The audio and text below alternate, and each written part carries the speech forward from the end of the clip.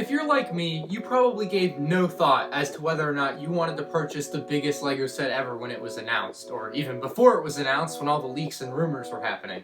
But if you're not like me, you might be wondering, is the biggest LEGO set ever, the most expensive LEGO set ever, actually worth the price? $800 is a lot of money, and especially for something a lot of people see as just a toy. But in this video, I'm going to explain why the UCS Millennium Falcon from 2017 is or isn't worth it. My name's Ryan, or Avatar Productions, and welcome to Is It Worth It?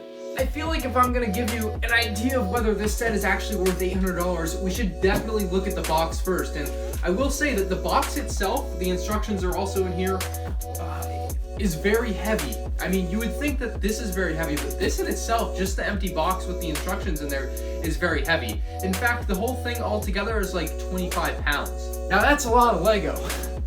And here we have the box completely removed from its shipping box. And having moved the Millennium Falcon out of the way, we can take a closer look at the box. This is the biggest box LEGO has ever created, and you can just tell by me versus it how big it is. Like, I'm sure my 9-year-old cousin might actually be able to fit himself inside of this. It's a ginormous box. It's one of the most premium LEGO unboxings you'll ever have. It's not quite up to Apple, and I actually would say that the LEGO architecture line has a better box quality, but the unboxing experience for this thing is just amazing. You get the idea. There's just lots of detail and cool things on this box. It has a small reading on the other side, and once you open this up, you're actually going to find the instruction manual first thing on top, and I don't want it to fall out. The instruction manual comes in this cardboard cutout that actually has the Millennium Falcon shown on it. It's pretty cool. You can even see some more of it underneath. The instruction booklet also has some really awesome details to the set, like how it was designed and who the designer was and other things along those lines, which definitely ups the value of this set. It's a really cool and unique reading, and it's definitely something you should try to find online and read for yourself if you really don't plan on purchasing this set.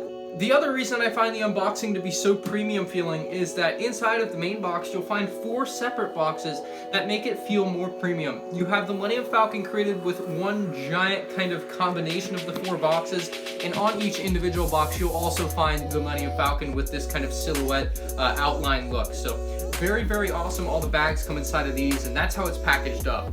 The overall design and detail on this awesome model is immense. There is so much to it. It's so dense looking, especially compared to the 2007 UCS Millennium Falcon, which was a lot more barren. This thing has details on every little thing. There's so many small things that go into the making of this set that just make it so cool. You have little features such as the ability to have a minifigure inside the turret here, which is very rotatable, and you'll find a similar thing on the bottom side, although you can't fit a minifigure in there. You have the cockpit piece, which 4 minifigures can fit inside of if you remove it, and then you can place the minifigures inside. It's a brand new printed cockpit piece. Obviously that itself doesn't make the set worth $800, but when you combine everything up, we'll have our total at the end. We can also switch between the Force Awakens and the original trilogy versions of the Millennium Falcon by switching out the radar dish. You have the printed original trilogy radar dish here, and then you also have the brick-built Force Awakens / sequel trilogy dish there, and you switch it out really easily. You just drop the dish on and they can rotate around. Very, very awesome. I'm a really big fan of the ability to switch up the Millennium Falcon between the 2 versions. It was an idea I had when I first heard about the rumors of a Millennium Falcon. I was like, oh my god, and I'm pretty sure I said in one of my original videos about it, but you have so many little details. The build quality is awesome, although there is only one way to carry this. You know, you can't pick it up like this. It's gonna break really, like you can, you know, it's gonna break. The panels will break off. There's a small interior which you can access, which isn't anything super special, but it is nice for LEGO to have included that if you wanted to get some playability out of this. Although I will say I probably will never go into the interior again. There's no reason for me to. It's just going to sit on the shelf and look really pretty for me. You also get a great amount of detail around back. You can see the engines there, and it just kind of follows the whole thing around. Underneath, you're also going to have a very similar pattern to what we see up here, which is really awesome. And the detail underneath really does follow throughout the set, which is great. The only other main feature is to drop down the boarding compartment right here, which you can basically pull down, and it's going to allow you to pretend to be putting minifigures up and inside, although this complete area is hollow and there's no playability feature to it other than that it can drop down and come back up. Overall, the Millennium Falcon just looks friggin' awesome, and I'm a huge fan of the way it looks. It definitely looks like it's worth $800. It feels heavy enough to be worth $800 worth of plastic, but gosh darn, did the minifigures put it over the top? With this set, you get 2 of the new Last Jedi Porgs, which are exclusive to this set.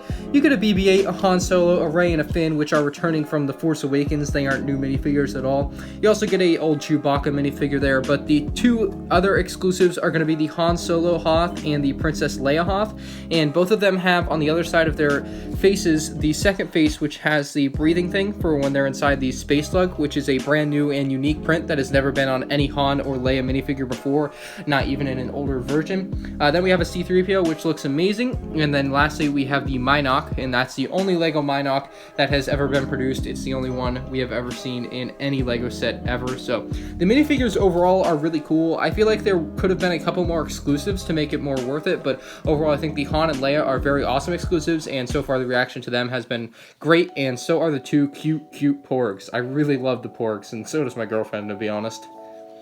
So now I'm going to tell you who needs to buy this set and who needs to save their money for something else. So this is assuming that you have $800 that you're willing to spend on Lego, or you're going to buy an iPad, you know, whatever you're going to buy with your $800, and you're trying to decide whether the $800 UCS Millennium Falcon is worth it. If you are a person that really loves Star Wars, I mean, you're a huge Star Wars fan, you go see all the movies in the theater on day one, and you also kind of have this love for Lego. You might not have a huge collection like me, you might be an adult in your 40s, and you might be, you know, just looking for something to go in the coffee table. This is what you want. This is something that you can put at the centerpiece of your living room and it will look awesome. It's probably a great conversation piece for adults, I guess, and you know, you have people come over and they're like, oh, what's that? That's the Lego Millennium Falcon. That's the biggest Lego set ever made. You know, you talk about how you used to play with Lego as kids, I guess, but that's like a great use case for something like this, I think. I think a lot of people are going to get that kind of use out of it if they're like adults. Maybe you liked Lego as a kid and you just saw this and you're like, whoa, that's awesome. But, you know, you haven't bought a Lego set in 5 years. I would say this should not be the first Lego set you buy back. I think you should wait and, you know, maybe get a few other Lego sets. See if you still really like the hobby. I mean, you might not like it and you might get it and you might be like, well, damn. And then you're kind of out of luck. So my final verdict on whether the $800 UCS Millennium Falcon is worth $800 or not is yes. I think it definitely is worth it. I mean, the minifigs are pretty Like, I still really wish we had a couple more exclusives, like a Last Jedi Luke or Force Awakens Luke. But I feel like the minifigs themselves, like the Porgs and the Han and Leia, are still really cool and kind of make up for the fact that we didn't get the Luke, which I know makes sense that he's not in the set. But gosh darn, I wanted the Luke! And, but the Millennium Falcon itself is a huge model. I mean, you can see it just fits in my arms so nicely. If you love Lego and you love Star Wars, 100% you should get this. This is just the best thing ever. I just don't know how else to put it into words. This is the best Lego set ever. This is my favorite Lego set ever. This is the favorite Lego set I own. Although the UCS Imperial Shuttle might still have a chance at number 1. Maybe next time I do the top 10 sets I own, I'll cover that. But gosh darn, this is an amazing Lego set. It's so highly detailed and it's such a fun and sophisticated build. Having said that, about this being a very sophisticated build, it is. It's a very difficult build. It's recommended for ages 16 and plus, and gosh darn it, I would take that recommendation. If you're 12 years old or buying this for someone that's 12 years old, I would very highly recommend not doing that. It's such a difficult build. It takes so long, and if you're an inexperienced builder, this is going to take you like 2 full days of build time, like 36 to 48 hours. Myself, it probably took 12 to 20 hours, I don't know exactly, but 7,541 pieces is a lot of pieces, especially when a lot of them are little detail pieces, and you really got to pay attention to what you're doing as you're building.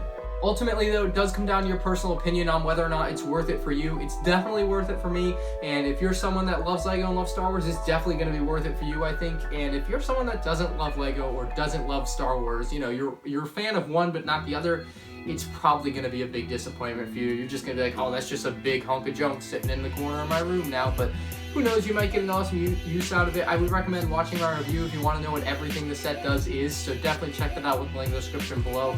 With that being said, guys, if you did enjoy, leave a like. If you have anything to say, if you have any questions for me about the Millennium Falcon, I'm more than willing to answer them in the comment section below, so make sure you leave your comment below. And subscribe if you're new to the channel. Thank you all for watching, and I'll see you on the next one. Peace out. Millennium Falcon out.